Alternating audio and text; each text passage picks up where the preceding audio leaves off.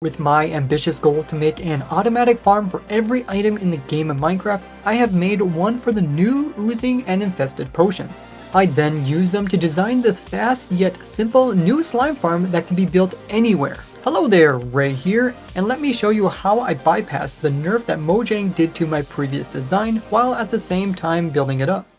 So for this design, you need to decide where you want to build this, either within 32 blocks of a player. Otherwise, these silverfish could despawn while they're moving down, so like a location at your base that you commonly AFK, or you can have the farm totally being chunk loaded so it's not being loaded by the player. But we still do not want the silverfish to despawn, so we need to place in the farm in a location where if it's chunk loaded, they won't immediately despawn by having other people in the same dimension. Well, the overworld and the nether dimension are often visited by players on multiplayer, so a great location to have it chunk loaded on a multiplayer server is here in the end dimension, as very few people come over here. If you use the end chunk loading trick that I discovered and I talk more about in this video here, you can have it constantly being loaded in these green chunks here without having anybody nearby to accidentally despawn your silverfish. Once you figure out where you want to build the actual farm, we want to place it in the very center of a chunk. You can find these by pressing F3 plus G, and then we're going to start out by building the collection system, as it does produce an insane amount of slime per hour, so we want a lot of hoppers and chests to collect all that amazing loot. But after you've placed in all these chests and hoppers just like so, where these hoppers are all pointing to these outside row, we're going to come in and place in hoppers going into that one like that, one over here, and one over there. Next up, we're going to add in more storage with some double chest on top of the hoppers facing over top of the rest of the chest. Next, we're going to place a double chest that goes over top of these chests and over the hopper, chest, hopper, like so. Now to store more slime balls, we're going to automatically autocraft these down into blocks. We're going to have an autocrafter facing into this chest here, one over here, and one over here, so that it looks like this. Now we're going to have the slime balls go into these crafters with some hoppers. So we're going to have hopper going into that crafter on these two sides, and this crafter gets two hoppers as well on these two sides, and this one gets these two sides, so that each of them have two hoppers feeding in items. Then we're going to come in and place in a row of hoppers on top of all of these that are facing straight down into everything. So next up, we're going to put in some more redstone for some future crafters. So we're going to put down this block row that goes all the way around the edges of these chests right here. And we're going to take this around all four sides so that it connects up into a big circle and then looks like this. Then over top of each of these groups of three chests, we're going to have crafters that are pointing downwards. So they're going to be feeding all their loot into those chests. So even though these crafters are pointing down into these chests, which ultimately makes it so that you can't open up the chest to check on the loot, you can still get the loot from the back here. And we'll do this to these other two sides, like these right here. Just make sure that the crafter is pointing straight downwards. And then lastly, this side over here.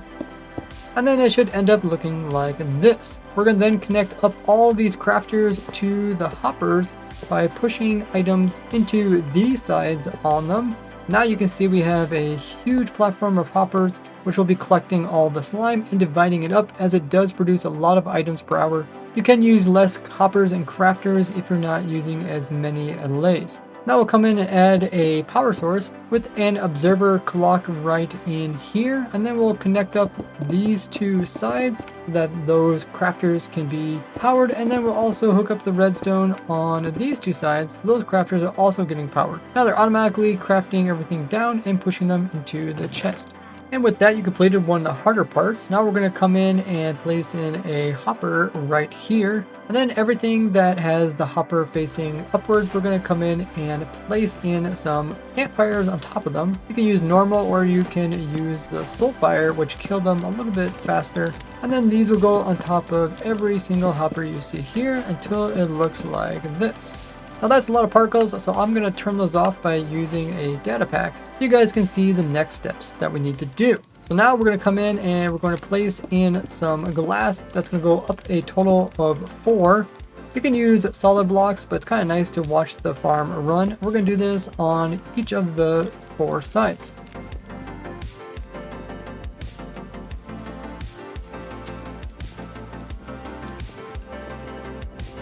Next up, we're going to come in and fill in these corners with blocks at the exact same height. Now that we made a nice little bowl, and the slime will split inside of this bowl area that we created, and that way they don't get out and you can collect all the loot from underneath. Now we're going to have a smaller little bowl in the center here where the silverfish will be held in so that they don't accidentally get near the edges. We're going to place in some trapdoors that are opened so that they cover up all the sides. That way the silverfish will die inside and the slimes will be able to clip through and die on the outside. Then just remove this block here, and then we're going to take up this little bowl and turn it into a drop chute. And then we got this really important part here where you gotta make sure to click that like button. And we're going to take up each of these sides and additional 8 blocks. There's 6 and there's 8. And we'll do this to the other 3 sides. Then we're going to do this one more time, but this level is going to have a cobweb in there. And then we're going to do this another time with another cobweb. So now at this level, we're going to have a dispenser facing this direction. We're going to have a solid block over here. And then we're going to have another block over here and another one over here. And then we're going to start putting in some redstone in order to make a hopper clock. So we're going to have a comparator on this side, a piston on this side that's sticky, go out a bit further, have a redstone block there, a temporary block there, and a bit further more with a hopper pointing into there, and another hopper pointing into that one, with the comparator going out of it and into this block, which will push the power back around and into this redstone block here, which is going to go into this sticky piston. And then place some blocks above this, as this will prevent the hoppers from checking for items above them. Then we're going to come in and put in a stack of items of any type, as well as 10 items. And we'll turn off this clock by putting in a lever and powering it. And these items will go back and forth in the clock, and every time it goes to one side, it's going to push the piston with the redstone block to the opposite side, and this will create a timer, which will turn this redstone dust on and off, which will activate our dispenser at a perfect timing so we can douse all the silverfish with the oozing potion. So now we just need some storage for the oozing potion. So we're going to put in a hopper here and some double chests to store in all your oozing potions, which you can brew up somewhere else. I'll even show you how you guys can brew it up right here at this location. So you only need to bring ingredients over rather than the bulky potions. Now we're ready to continue to bring up the drop chute one more time with some cobweb in there. Then we're going to come over here and put in a block which will come in later to hold in the allays. So after that soul sand, we're going to come in and extend this tube upwards a total of 3 blocks with additional 3 cobwebs, and we're going to come in and finish that off so that we're way up here. Now we'll jump back down to the soul sand here. We'll put in a temporary block there, and then we're going to place in some blocks on all sides, starting another little tube which is going to hold the allays. We'll place in a block here, and then we're going to place in trapdoors on the bottom and the top of that one. And then we'll remove these 2 temporary blocks, and then we'll take this one up as well as these, like so. And then lastly, we'll put in a wall or fence right here with a trap door on the back side, and then we'll close it to change the shape of the wall to make it a little bit thicker. Then we'll come in with a dispenser here and glass on these 2 sides. And then we'll connect up these to this tube over here. So now we have the 2 tubes connected over this passage. We'll place in a sign on the back side of there. Now we're ready to put in the water. There'll be a water source there, pushing all the silverfish over there. We're also going to put in some water here, here, and up there to help us get the allays into the contraption. And since you can put in more than 24 allays, we'll put in a ladder so that they don't get entity cramming. And now that we have this all completed, we'll close off this entire thing so that the allays and silverfish can't get out of it. Now this dispenser is for splashing the allays with the infested potion. We need to put in some redstone to activate it. We can't use the same clock because the timing's a little bit different, but we'll have a block there, and then we'll have a redstone there, a block over here, sticky piston, and a comparator there. Then we'll come in with a hopper pointing into this block, as well as a hopper pointing into that one, a redstone block over there, and then we'll also have a sticky piston facing this direction, and a comparator facing over here. And lastly, this will push power into this block and then send it into the redstone into this over there. Once again, we'll put some blocks over top of these hoppers, and these hoppers will get 2 stacks of items and a stack of 61. And for now, we'll turn off this clock by powering it with this lever here. This will give a very precise timing, which is needed in order to keep the allays have an infested potion. And due to this bug that I noticed, the game doesn't give the potion effects evenly to all allays like it should. So if you upvote that bug, hopefully it gets fixed, meaning we can use a lot less potions on the allays. If that does change in the future, I will put any updates to this farm in the description, so make sure you guys check the description of the video for tips as well. And we're going to go ahead and place in some storage for our infested potion by putting a hopper into that, and some extra storage with this double chest here. And this is where we'll have all the infested potions, which will convert allay damage into silverfish mobs. And you can get unlimited amounts of the oozing as well as infested potions by making my simple auto brewer system right here. So rather than hauling a bunch of potions around, all you have to do is bring in some glass bottles, which you can get from like your witch farm. You also need to come in with the gunpowder, which you can get from your witch farm as well. And in order to make it a potion, you do need nether wart, which does have to be replanted by the player. So you cannot get an infinite source of this without AFKing, but I did make a couple AFK nether wart farms, which you can use to get large amounts more easily. And of course, you need the main block. So for the infested potions, it uses a stone block in order to make the potion. Now you can get this from your cobble gen and then smelt it down to stone. And you can always add that onto this machine if you want to. But I thought it was just easier for people to come in with some shulker boxes and place them on top of some hoppers to refill these. And if you look in this chest here, you'll see that there's a subscribe button, so make sure you've already clicked that. Then the machine will automatically keep this chest full of potions. Whenever it gets too low on potions, then it will automatically turn the machine back on so that this redstone torch will go off and it'll start producing more potions. And then once it fills up, it'll automatically stop as well. It even has a system over here which will automatically convert the bottles into water bottles whenever it's getting low on them.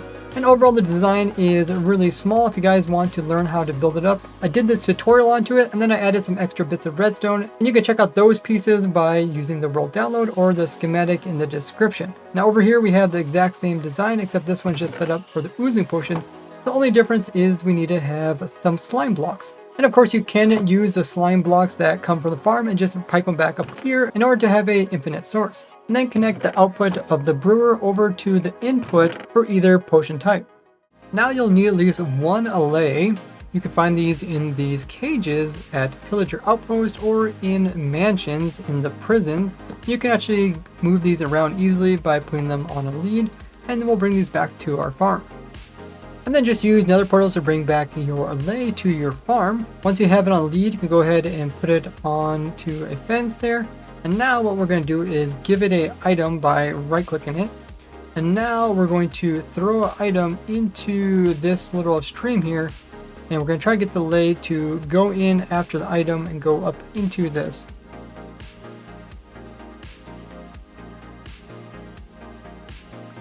And there it goes, went inside to grab the item, or you can just kind of push the allay in or try to pull it in with your lead as well. Now that's inside, we can remove it from the lead. Make sure to check for the item that you threw in your crafter, as it will clog up the crafting later on. And now you can decide how many allays you actually want inside. Now every allay that you have inside of here is going to produce 3,240 slime per hour. So you can run the farm just with one allay, but since you did all the work to build this up, we might as well get the rates up, but we'll want to breed this allay to get more. Now to turn one allay into two, we'll need to play some music in a jukebox with a music disc. Then we're going to come in and give the allay a amethyst shard. So if we just right click it, now you can see it duplicated and we have two of them in here. And because the water is pushing them forward, they're actually getting pushed towards the center of this area. And since there's a ladder in there, they don't collide with each other, so they can easily stack all on a single location, which is perfect for when they start producing silverfish. We can only do this duplicating of allays every 5 minutes, so just have to slowly increase their number over time. Otherwise you could breed them outside of the farm and then push them inside. It's just easier once they get inside to breed them in there. But try to keep track of how many allays you put into here, because the farm will start killing silverfish if you get over 36 allays. And by having the 36 allays, it also means you get the most use out of your infested as well as oozing potions. While we wait for the allays to get bred up, consider joining as a YouTube membership if you appreciate the work and time I put into these. And thank you all who's been a supporter, either past or present. Now we're ready to run the farm. Let's go ahead and activate this switch here. This will flash them with the infested potion with this dispenser. Now you can see how it's actually working. The allays that have this potion effect have a 10% chance at spawning in a silverfish, either 1 or 2 silverfish, every time they take damage. And since the allays are sitting in this water source, they are drowning, which does 2 damage every second. I use this type of damaging instead of other types because it's so easy to do just with water, and the allays heal fast enough so that they never die from it. Because we have 36 allays in there, you can see they're just spewing out, and the water is pushing the silverfish to the side because they are smaller than the allays, where the allays are so big they can't get past this wall which is extending up into this area. And this is how we're separating the silverfish from the allays, and then we're bringing all the silverfish over here and we're spreading them out among all the cobwebs. This is important because if we get too many silverfish in one area, we'll take entity cramming. On top of that, they also change how many slime can actually be produced at any given time when the silverfish die. So let's go ahead and turn on the slime producing part, which is this clock here for the oozing potion. Now, in order to not waste your potions, make sure to turn off the farm if you're not close enough to it to prevent the silverfish from despawning. Otherwise, you can use this contraption here to actually detect if there is a player in the area and use that to automatically turn it on and off, depending if the chunks are being loaded by the player. Of course, if you have this running in the end dimension, once in a while somebody will probably come into the end dimension and load it from a distance, despawning your silverfish, but the majority of the time it's only going to be loaded by the end chunk loading system. Now every once in a while these will get splashed with the oozing, and by having the dispenser here it can hit the silverfish way down low as well as the ones way up high. So we can try to get one potion to hit as many silverfish as possible, while at the same time not having the silverfish get entity cramming, and while at the same time making sure the silverfish don't all come down and die at the same time. Because if they die at the same time, only a few slimes will be produced rather than the maximum. So by having them slowly fall one by one with the potion effect, when they do die, upon their death, they will spawn in 2 medium slimes. And the reason you can't put in any more allays is because we'll end up getting entity cramming for these silverfish in this part here. And that's why you see the slime that got out of this contraption is that one of these silverfish got entity cramming and then converted into a slime before it hit the bottom, so then the slime clipped through and jumped out. And then each of the 2 medium slimes are clipping out of this smaller chamber as they are slightly bigger, and then they end up falling onto the campfires. These will then break them down into the tiny ones, which easily die once again, and then they'll drop all their items, which are getting picked up by the hoppers underneath, put into the crafters, which are being powered and converting them into blocks, which were getting stored into these chests. So with the 36 allays, this farm alone produces over 116,000 slime per hour. And if you want even more slime per hour, you can remove the campfires at the bottom here and then just manually kill them with your sword and use looting 3.